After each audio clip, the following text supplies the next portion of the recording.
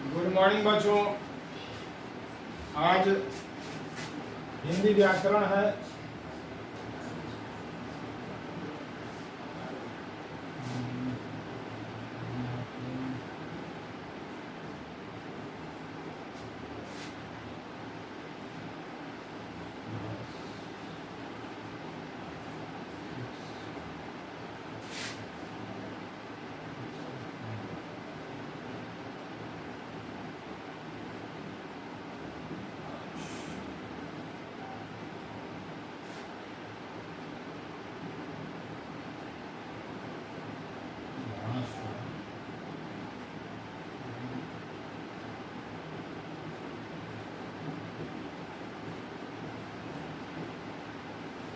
तो my dear student, आज का चैप्टर है भाषा एवं व्याकरण, हिंदी व्याकरण।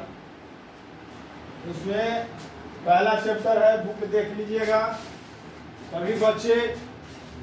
इस बुक को अगर खरीद लिए हैं तो पहला चैप्टर है व्याकरण, भाषा और व्याकरण। तो सबसे पहले हम आपको बता दें कि भाषा किसे कहते हैं। तो भाषा वह साधन है जिसके द्वारा हम अपनी भावनाओं को, मन की बातों को दूसरों से कहते हैं और दूसरे के बातों को सुनते हैं। यानी विचारों का आदान प्रदान जिस माध्यम से होता है उसको भाषा कहते हैं।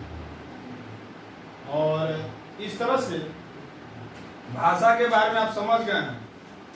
तो उसी विषय से संबंधित कभी कभी भ्रम की स्थिति उत्पन्न हो जाती है कि भाषा तो बोली किससे कहते हैं।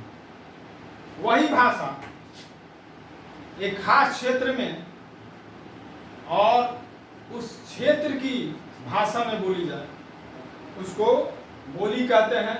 उसका कोई अपना व्याकरण नहीं होता है। क्षेत्र विशेष के लोगों द्वारा विषयों को लेकर जो विचारों का आदान प्रदान होता है उसको बोली कहते हैं। जैसे भोजपुरी, मागधी, मैथिली, अंगिका, ब्रज इत्यादि। तो भाषा और बोली आप समझ गए हैं। अब भाषा के रूप के बारे में भी थोड़ा आप लोग जान लें। मुख्यतः भाषा के 3 रूप हैं, जैसा कि आपके बुक में वर्णित है, देख लें। भाषा का पहला भेद है मौखिक भाषा। पहला क्या है? मौखिक भाषा। दूसरा लिखित भाषा और तीसरा सांकेतिक भाषा। तो शब्द से ही आपको समझ में आएगा कि मौखिक भाषा किसे कहते हैं।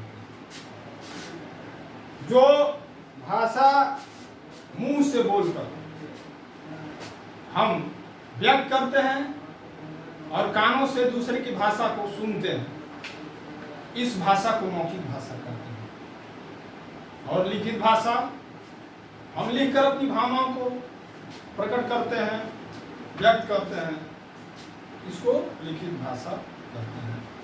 एक तीसरा भी है सांकेतिक भाषा। आमतौर पर गूंगे बहरे मौखिक भाषा समझ नहीं पाते। अगर वो पढ़े लिखे नहीं है तो लिख भी नहीं पाते। तो वे अपने विचारों का आदान प्रदान करते हैं संकेतों के माध्यम से।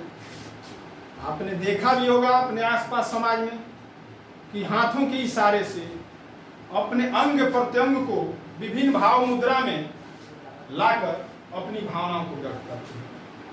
तो उनका सशक्त माध्यम सांकेतिक भाषा है। इस तरह से भाषा के कितने रूप हो गए? पहला मौखिक, दूसरा लिखित, और तीसरा सांकेतिक। सांकेतिक इनका विशद वर्णन आप अपने किताब में देखिए, हिंदी व्याकरण और व्याकरण वाटिका इस पुस्तक, इस बुक का नाम है, इसको आप जरूर खरीद लेंगे। लिपि किसे कहते हैं? तो हम भाषा सीखने के क्रम में जो वर्ण या अक्षर सीखते हैं, तो वर्ण या अक्षर से पहले ध्वनियों को प्रकट करने के लिए जिस संकेत का प्रयोग किया जाता है उसको लिपि कहा जाता है।